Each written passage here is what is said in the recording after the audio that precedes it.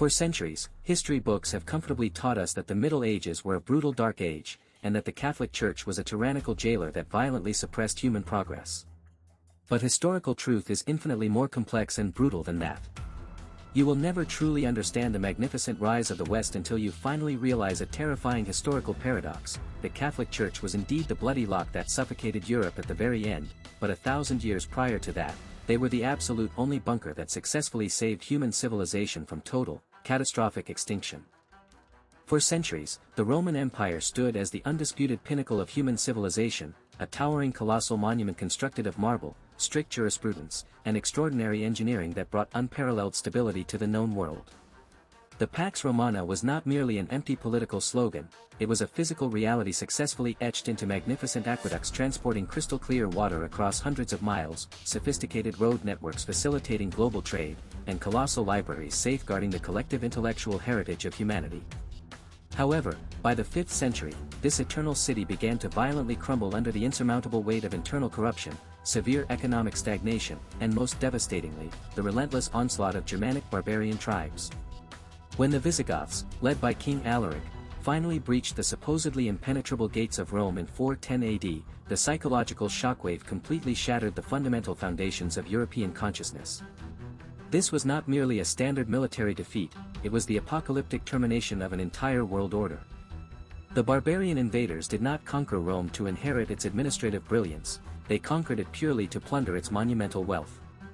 They systematically smashed the intricate aqueducts, reducing once thriving metropolises to desolate, disease-ridden ruins.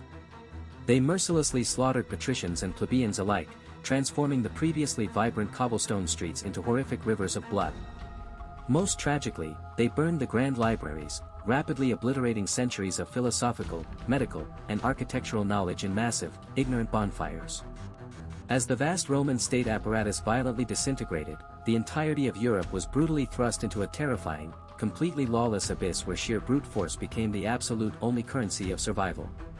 The continent was rapidly descending into an era of unprecedented darkness, a terrifying epoch where the very concept of advanced civilization seemed destined to be entirely extinguished from the annals of human history.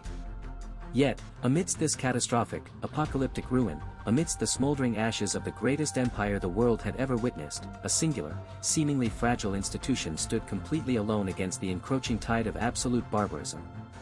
While cowardly political leaders desperately fled and mighty military legions simply evaporated into thin air, the Catholic Church remained firmly and stubbornly rooted in the devastated landscape. It was in this precise moment of apocalyptic despair that the Church fundamentally began its spectacular metamorphosis from a purely spiritual entity into the absolute final bastion of European civilization. The stage was set for a desperate struggle for survival, a quiet but intense battle not fought with sharpened swords and heavy shields, but with ink, delicate parchment, and an unwavering, unyielding belief in a higher divine order that could somehow miraculously tame the chaotic savagery of the rapidly falling world. As the outside world rapidly spiraled into an endless, chaotic vortex of horrific violence, ruthless pillaging, and death, the isolated monasteries scattered across the European countryside quietly transformed into the ultimate bunkers of knowledge. Imagine the devastating context: magnificent stone castles were actively being burned to the ground, ancient forums of rhetoric were completely leveled, but deep inside the thick, damp, and freezing stone walls of the monasteries, a silent army was working tirelessly. Catholic monks, who were practically the absolute only individuals remaining on the entire continent who retained the essential ability to read and write, willingly locked themselves inside scriptoriums, dark, freezing copying rooms illuminated only by the faint, flickering light of tallow candles. They fundamentally understood that if they stopped their grueling work, the entire collective memory of Western civilization would be permanently and irreversibly erased. Day after day, year after year, generation succeeding generation, these ascetic men hunched over rough oak desks, utilizing sharply cut goose feathers to meticulously transcribe every single word, every single line of precious ancient texts. They were not merely mindlessly copying the Bible, they were painstakingly preserving complex Roman legal codes, advanced treatises on agricultural engineering, highly technical architectural formulas for constructing stone arches, and the invaluable, irreplaceable medical textbooks of Galen and Hippocrates. This was a monumental task that required extraordinary, superhuman patience and extreme physical sacrifice. Countless monks essentially went blind from intensely focusing under incredibly poor lighting conditions, their backs became permanently hunched and painfully deformed, and their fingers became crippled and arthritic from tightly gripping crude pens during decades of freezing winters. They did not copy these heavy manuscripts for public distribution or financial profit, simply because the barbaric world violently raging outside the monastery walls cared absolutely nothing for philosophy, literature, or advanced civil engineering.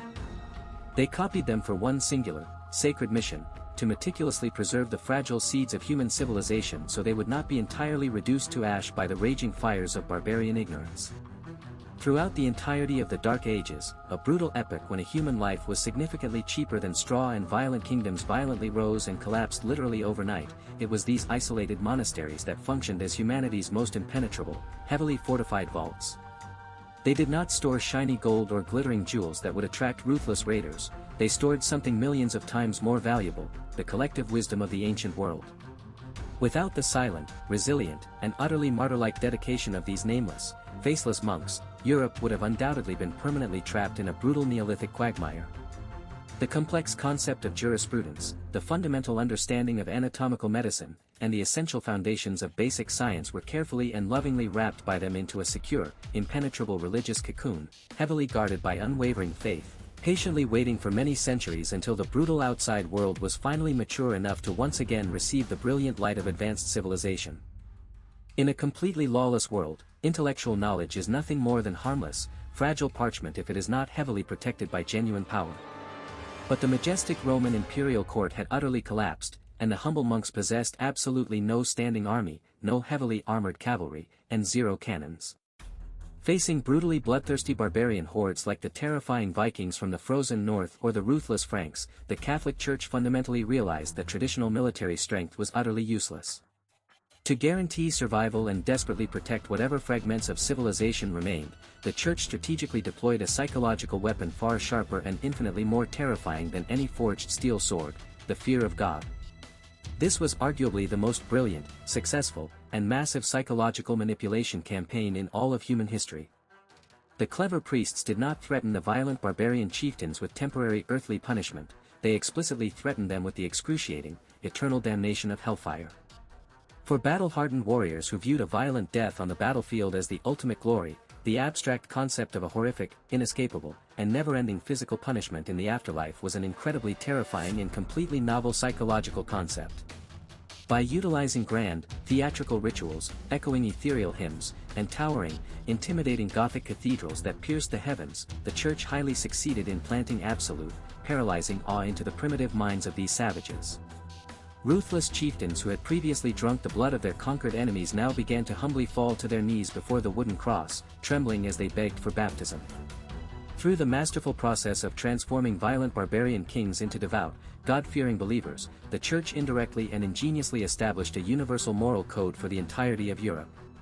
Senseless, chaotic violence slowly began to be legally restrained. Concepts such as the Peace of God movement were strictly enacted, explicitly forbidding powerful warlords from randomly attacking vulnerable women, unarmed peasants, and deliberately destroying vital agricultural crops. From being rabid, blood-crazed wild beasts, the emerging European aristocracy was gradually forced into the strict ideological framework of chivalry, a complex behavioral code written entirely by the Church itself, cleverly channeling their aggressive violent energy into a heavily controlled tool designed to protect the faith and maintain social order. Through this brilliant psychological mastery, the Church not only literally saved the lives of millions of innocent civilians but also acted as the ultimate grand tamer, successfully transforming a rabid pack of wild wolves into the fiercely loyal guardians of the fragile cocoon of civilization. As the brutal waves of barbarian invasions gradually subsided, a completely new geopolitical landscape began to slowly form upon the smoking ruins of Europe. However, the old continent at this specific time was a highly chaotic, fragmented mosaic, violently torn apart into thousands of isolated, petty fiefdoms, ruled by extremely greedy, autocratic warlords who constantly waged destructive micro-wars against each other. There was absolutely no centralized secular government, no unified continental monetary system, and certainly no safe network for international trade. In this context of extreme fragmentation and paralyzing chaos, the Catholic Church firmly stood up to act as a powerful super-adhesive, single-handedly connecting the entire fragmented political ecosystem of the old continent. The Pope in Rome was no longer just a mere spiritual leader, he actively became the most powerful supreme political arbitrator, the absolute only figure possessing the supreme authority to settle bloody territorial disputes between rival kings. The Church tightly controlled the single functioning administrative and communications network that successfully operated across rigid national borders, stretching from the freezing lands of Britannia all the way to the scorching, sun-baked islands of the Mediterranean. Local parishes and well-funded monasteries functioned as crucial local economic hubs, heavily providing agricultural credit, enthusiastically organizing massive international trade fairs, and independently maintaining the absolute only social welfare system available for the starving poor and the desperately sick. Furthermore, the Church's sophisticated legal framework, known as canon law, effectively became the only universally recognized common legal foundation across the entirety of Europe, directly creating the very first structured frameworks for international diplomacy and formal contract law. For multiple centuries, even the most formidable, heavily armed kings were forced to humbly bow before the Pope's scepter, fundamentally because their secular power was exclusively legitimized through the essential ritual of divine right of kings. Any arrogant monarch who dared to openly defy Rome immediately faced the most terrifying political punishment imaginable, excommunication. This extreme penalty did not merely remove them from God's spiritual embrace, it legally and disastrously released all of their subjects, vassals, and soldiers from their sacred oaths of loyalty, instantly transforming the defiant king into legitimate, legal prey for all his political rivals. By masterfully establishing such a highly sophisticated, tightly controlled supranational order, the Church brilliantly created a highly secure, heavily stabilized protective shell, allowing Europe's shattered economy, devastated agriculture, and decimated population to slowly but surely recover from the apocalyptic flood. The metaphorical silkworm cocoon had successfully completed its monumental historical mission, keeping the very lifeblood of Europe from being permanently extinguished during the absolute harshest, deadliest winter in human history. Beneath the highly secure, protective shell of the Catholic cocoon, Europe slowly but surely emerged from the brutal Dark Ages and warmly welcomed a brilliant, vibrant spring of rapid economic resurgence. From the 11th to the 13th century, an unprecedented, massive boom violently swept across the old continent. The overall population skyrocketed dramatically, heavily fueled by crucial improvements in agricultural techniques that the quiet monasteries had secretly and meticulously preserved. Deep, impenetrable forests and deadly, disease-ridden swamps were aggressively cleared and transformed into vast, highly productive wheat fields.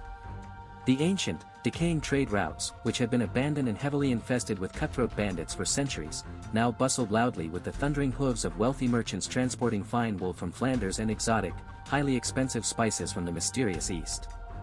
In the bustling, incredibly wealthy Italian seaports like Venice and Genoa, a completely new, powerful social class rapidly began to rise, the bourgeoisie, incredibly wealthy merchants who were not born of noble blood but possessed massive, staggering fortunes. This explosive economic prosperity inevitably brought with it an intense, unquenchable thirst for intellectual knowledge. Young European men were no longer satisfied with merely learning how to swing a heavy sword to slaughter their enemies, they desperately wanted to study complex law, advanced mathematics, anatomical medicine, and ancient Greek philosophy. Astutely grasping this massive, undeniable demand, the Church itself heavily pioneered the revolutionary establishment of the world's very first university systems, such as the prestigious institutions in Bologna, Oxford, and Paris. Initially, these universities were strictly designed merely as highly controlled extensions of cathedral schools, specifically engineered to strictly train elite, obedient clerics and canon lawyers to efficiently serve the Church's vast administrative apparatus. The papacy arrogantly believed that they could perfectly and permanently control the rapid flow of knowledge, utilizing it strictly as a powerful tool to further consolidate their absolute, supreme authority. However, they made a fatal, catastrophic miscalculation. By actively teaching intelligent men how to utilize formal logic, critically analyze ancient texts, and engage in fierce philosophical debate, the Church unwittingly handed Europe the precise key needed to unlock forbidden doors. Brilliant scholars enthusiastically began rereading the ancient works of Aristotle and Plato, powerful ideas that highly elevated human reason and critical thinking rather than demanding blind, unquestioning obedience. The metaphorical pupa inside the dark cocoon had successfully absorbed enough vital nutrients from this new wealth and expanding knowledge, it actively began to grow powerful wings, radically transforming into a completely new, advanced organism, possessing an awakened brain that hungered for the absolute freedom to explore the natural world. The glorious spring of humanity had truly begun, but for the powerful men holding absolute power in Rome, this beautiful spring chillingly resembled a terrifying, uncontrollable rebellion that directly threatened their golden throne. As the old continent joyfully awakened and desperately yearned to stretch its new wings, an inevitable, tragic historical conflict occurred. The protective silkworm cocoon absolutely refused to be broken. Instead of rejoicing at the magnificent maturation of human civilization, the Catholic Church, now completely intoxicated by the massive, unimaginable power and wealth it had hoarded over 1,000 years, violently decided to slam every single door shut. Rapidly falling from its lofty status as the grand protector that had literally saved Europe from the apocalypse, it quickly degenerated and transformed into a dictatorial, ruthless, and suffocating jailer. The absolute core of this brutal dictatorship lay in their fanatical, insane ambition to maintain a strict monopoly on truth. The Church authoritatively and dogmatically declared that the earth was the immovable, permanent center of the entire universe, and that the Bible was the absolute only encyclopedia, containing the final, unquestionable answers to every natural phenomenon, from the complex movement of the stars to the biological causes of disease. Any brilliant mind who boldly dared to conduct independent scientific research, presenting new discoveries that contradicted this incredibly narrow religious dogma, was immediately branded with a terrifying, deadly label: heresy. The truly infamous Inquisition was heavily established as a terrifying machine of state-sponsored psychological terror, effectively spreading paralyzing fear across the entirety of Europe. They brutally and mercilessly tortured independent scholars, violently forcing the great astronomer Galileo Galilei to humbly fall to his knees, trembling as he publicly renounced his own scientifically proven optical discoveries.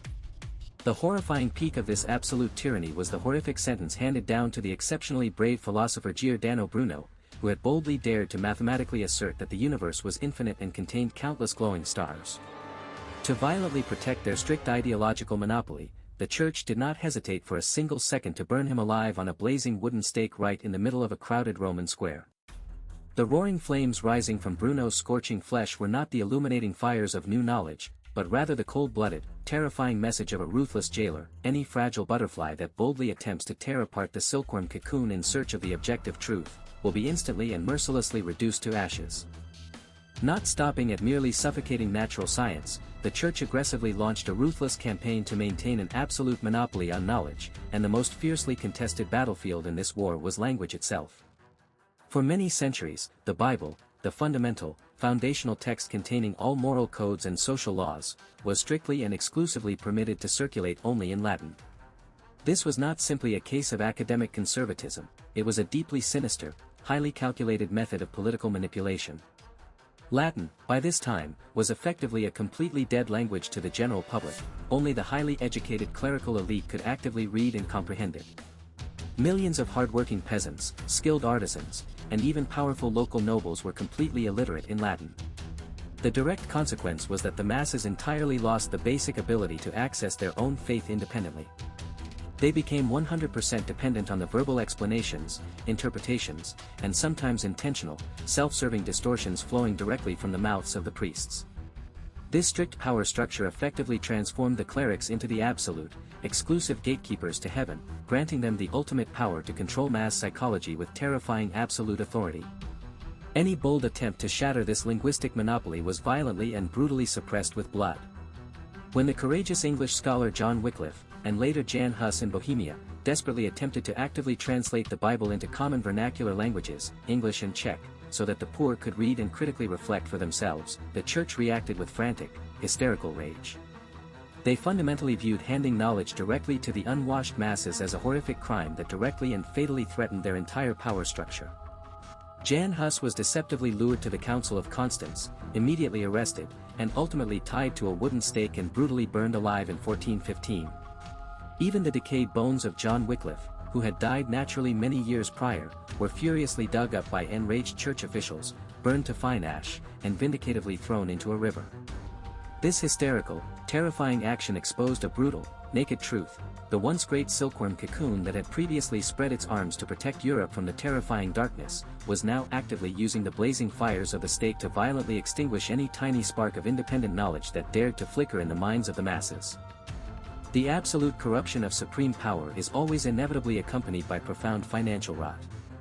Once the protective cocoon had completely solidified into an inescapable prison, the greedy jailers actively began aggressively draining the very lifeblood of their helpless prisoners to satisfy an endless, bottomless greed.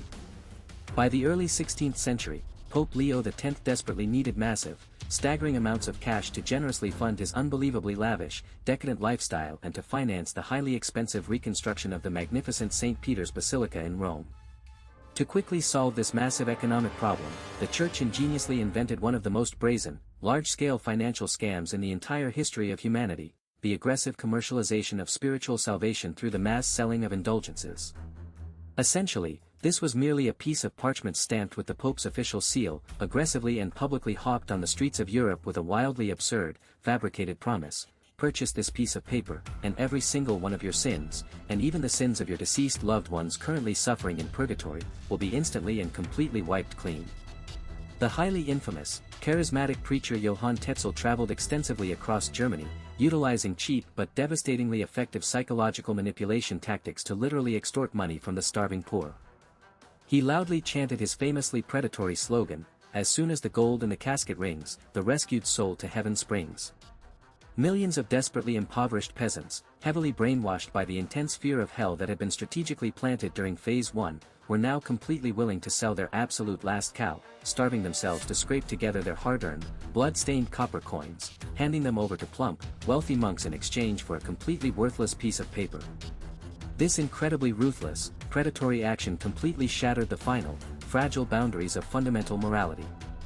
The Church, which had previously been the sole compassionate refuge for the destitute during the brutal Dark Ages, had now fully mutated into a colossal, blood-sucking machine, ruthlessly exploiting the massive ignorance and deep-seated fears of the lowest underclass merely to heavily gild the majestic statues in Rome.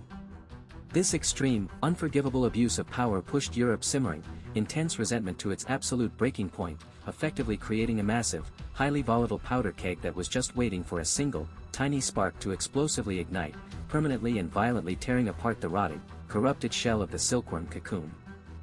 That highly fateful, explosive spark was finally and irrevocably ignited on October 31, 1517, not by a powerful king or a heavily armed general, but by a completely obscure, humble German monk named Martin Luther. Utterly and deeply disgusted by the extreme, absolute corruption of the aggressive sale of indulgences, Luther tightly gripped a heavy hammer, confidently walked up to the thick wooden doors of the Wittenberg Castle Church, and boldly nailed his historic 95 Theses directly onto the wood. The loud, sharp, echoing strikes of the hammer in Wittenberg that crisp day functioned as the absolute death knell for the Catholic Church's thousand-year intellectual monopoly. Luther did not merely condemn the Pope's insatiable financial greed, he aimed a fatal, direct strike straight at the beating heart of the silkworm cocoon by boldly declaring that true spiritual salvation is a completely free, unearned gift from God obtained purely through personal faith, not a cheap commodity that can be purchased with copper coins, and that every individual possesses the fundamental, unalienable right to read and independently interpret the Bible without any intermediary interference from wealthy priests. This revolutionary declaration was essentially an intellectual atomic bomb dropped directly onto the very foundations of Rome's power. Massively supercharged by a highly revolutionary technology that had just been recently invented, Johannes Gutenberg's mechanical printing press, Luther's rebellious, explosive ideas rapidly spread across the entirety of Europe with the terrifying speed of a raging hurricane. For the absolute first time in recorded history, the Bible was masterfully translated into common vernacular German and aggressively mass-printed at an incredibly cheap cost. The Church's strict monopoly on language and knowledge was officially and permanently smashed to pieces. Despite the Pope's desperate, frantic attempts to formally excommunicate Luther and mercilessly hunt down his growing followers, the massive Protestant Reformation exploded with completely uncontrollable force. Powerful northern European nations, heavily armed German princes, and millions of ordinary citizens rose up in mass droves, furiously and violently abandoning Rome. Europe was plunged into horrific, bloody religious wars that raged continuously for over a century, but this was not mere senseless violence. These were the incredibly painful but biologically necessary convulsions of a mature civilization desperately struggling and violently thrashing to escape its own stifling prison. Massive, irreparable cracks rapidly began to zigzag across the hardened surface of the dictatorial silkworm cocoon. When we critically step back to examine the grand, sweeping panoramic picture spanning the entire 1,000-year epoch of the Middle Ages, we absolutely cannot judge the complex historical role of the Catholic Church through a simplistic, binary black and white lens. They were certainly not perfect, flawless saints, nor were they purely evil, malicious demons. Their long history is a fascinating biological process of transformation that strictly obeys the harsh, unforgiving laws of nature, exactly mirroring the complex life cycle of an insect, the beautiful, profound metaphor of the silkworm cocoon. During the absolute coldest, most brutal, and catastrophic apocalyptic winter of Western history, when the mighty Roman Empire completely collapsed and rabid packs of barbarian wolves were savagely tearing Europe apart, it was the Catholic Church itself that masterfully wove an incredibly sturdy, heavily fortified cocoon. That robust cocoon, woven from blind faith and isolated monasteries, tightly wrapped, warmed, and successfully protected the incredibly fragile pupa called human civilization so that it would not brutally freeze to death. They tenaciously kept the fragile flame of intellectual knowledge burning brightly while the entire outside world plunged into pitch-black darkness. But time never stands still. When the glorious, intellectual spring of the Renaissance finally arrived, bringing with it the immense warmth of human reason and critical thinking, the once weak pupa had fully absorbed the necessary knowledge, brilliantly evolved, and powerfully sprouted the magnificent, vibrant wings of modern science, classical art, and rational philosophy. It was fully, biologically ready to become a free, soaring butterfly. However, tragically, the once great cocoon that had literally saved its life now actively transformed into a stifling, suffocating, heavily guarded prison that stubbornly refused to open, desperately attempting to violently crush the natural evolutionary growth of the biological world. The absolute, violent climax of this massive historical conflict was the precise, terrifying moment when the European butterfly finally realized a harsh truth. In order to successfully take flight into the vast, limitless sky of the modern era, it absolutely had to ruthlessly and violently tear apart the very cocoon that had once lovingly nurtured it. The spectacular, dramatic collapse of the Church's absolute power through the chaotic Protestant Reformation and the brilliant scientific revolution was not a cruel act of betrayal, it was a completely necessary, bloody, but ultimately beautiful biological evolution. Europe boldly stepped into the glorious modern age, leaving far behind a torn, discarded cocoon, permanently etching into history the memory of a complex institution that once served as the only, desperate bunker capable of saving humanity, right before it tragically mutated into a dictatorial jailer that simply had to be destroyed.